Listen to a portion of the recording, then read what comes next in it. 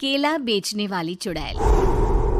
एक बार की बात है, जादूपुर नाम के एक गांव में करतब दिखाती एक औरत एक रेड्डी के लिए गांव में आती है। आइए आइए मेहरबान कदरदान, खाइए रोहड़ा के ताजे ताजे केले। कभी खाए नहीं होंगे ऐसे केले, पीले पीले केले खाइए। ये कहकर रोहड़ा हाथों में 4 केले लिए उन्हें सर्कल में जोर जोर से हवा में उछालती हुई करतब दिखाती है, जिसे देखकर आसपास के सारे बच्चे अपने अपने मम्मी पापा से उस औरत के पास जाने की जिद करने लग जाते हैं। पापा, ऐसा तो सर्कस में बॉल से होता है ना, ये आंटी तो केले से कर रही है। चलिए ना पापा, देखते हैं। रोहड़ा एक पतली सी तार पर चलती हुई केलों से करतब दिखाती है।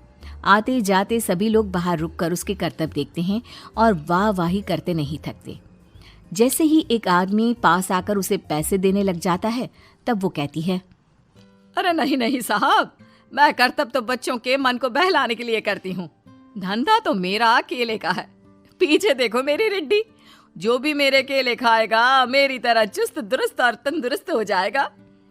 पता चलता है क्या कि मेरी उम्र 55 की है। अरे पर ऐसे ठंड के मौसम में कोई केला क्यों खाएगा?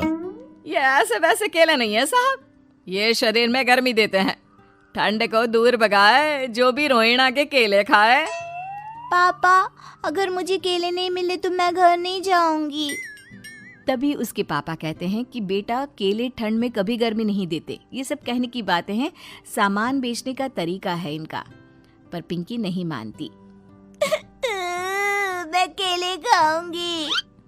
पिंकी की जिद के आगे नत्थू हार जाता है और उसे केले खरीद कर दे देता है। पिंकी खुश होकर केले घर ले आकर खाती है। अब मैं भी करतब करूंगी, कितना मजा आएगा। जादुई केले। पिंकी पहला केला खत्म भी नहीं करती कि वो बेहोश हो जाती है।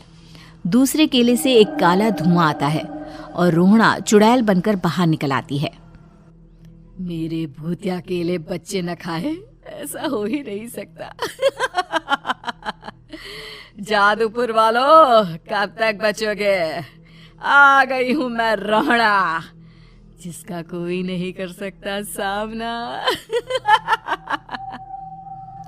रोहड़ा पिंकी को गोद में उठाकर काले धुएं में कहीं गायब हो जाती है। शाम के वक्त नत्थू घर लौटता है और पिंकी को घर में ना पाकर उसकी माँ से कहता है, माँ पिंकी कहाँ है? अरे बेटा, उसे तो तू सुबह करतब दिखाने ले गया था ना, फिर कहाँ वापस आए तुम दोनों? मुझे लगा तू उसे अपने साथ मंडी ले गया होगा। हे भगवान, मेरी बच्ची कहाँ गई?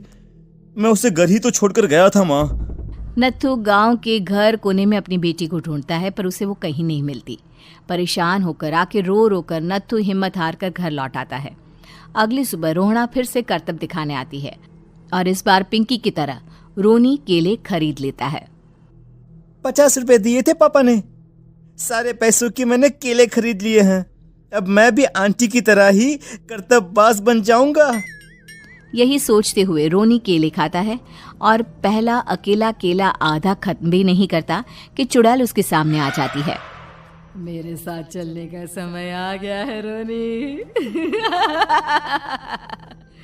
ये तो बस शुरुआत है। अब इस गांव के सारे बच्चे धीरे धीरे मेरे कब्जे में होंगे, एक बच्चा भी नहीं बचेगा। ये कहकर रोना रोनी को गोद में लेकर काले धुएं में अदृश्य हो जाती है। इसके बाद हर रोज गांव में से कोई ना कोई बच्चा गायब होता, पर ऐसा क्यों हो रहा है किसी को भी समझ में नहीं आ पा रहा था। रोज की तरह अपनी बेटी पिंकी की तलाश में नत्थू गांव के एक तालाब के पास बैठा रो रहा था। कहाँ गई मेरी पिंकी? शकुंतला के जाने के बाद एक वही तो मेरा सहारा थी। अरे उसकी आत्मा कोस रही होगी मुझे कि मैं अपनी बच्ची को संभाल भी नहीं पाया। नत्थू ये कहता हुआ रो ही रहा था कि तभी तालाब में से उसे शकुंतला की आवाज सुनाई देती है। कहाँ थी तुम शकुंतला? हमारी बच्ची और सारे गायब हुए बच्चे रोहड़ा के कब्जे में हैं। वो बच्चों को जो केले देती है उससे बच्चे बेहोश हो जाते हैं और उसके कब्जे में आ जाते हैं और वो उन्हें ले जाकर काली दुनिया में ले जाती है। पर वो ऐसा क्यों कर रही है? ये मैं नहीं जानती, पर उस दुनिया का रास्ता मैं आपको बता सकती हूँ। जहां ये नदी खत्म होती है वहां एक केले का पेड़ है, उसके नीचे एक दरवाजा है, वहीं से रास्ता जाता है उस दुनिया का। ये कहकर शकुंतला की आत्मा गायब हो जाती है। गांव के सभी लोग झुंड बनाकर उसी रास्ते से काली दुनिया में चले जाते हैं और वहां देखते हैं कि सारे बच्चे वहां काम कर रहे थे। पापा मुझे ले चलो यहाँ से। पापा पापा। सभी बच्चे अपने मम्मी पापा से लिपट जाते हैं। तो तुम लोग यहाँ तक आ गए? क्यों हमारे बच्चों को पकड़ लिया तूने? तुझे शिकार ही बनाना है तो ले, हम सब आ गए हैं, हमें खा ले। नहीं, मुझे बच्चे चाहिए। मेरे बच्चे के बदले तुम लोगों के बच्चे। क्या मतलब? मैं इसी गांव में रहने वाली एक औरत थी। केले की चोरी के इल्जाम में मेरे बेटे को गांव वालों ने इतना मारा कि वो मर गया।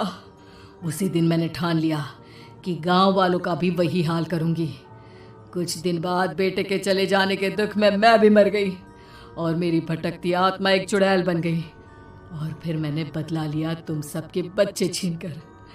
बर्दाश्त नहीं कर पाए ना? सोचो मुझ पर क्या बीती होगी। हमें माफ कर दो रोना।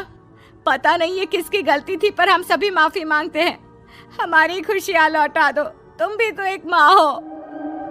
गांव वालों की बात सुनकर रोना का मन पिघल जाता है और वो बच्चों को छोड़ देती है। उसके बाद काली दुनिया बच्चों के लिए जादुई दुनिया बन जाती है। अब कोई भी कभी भी वहां आ जा सकता था।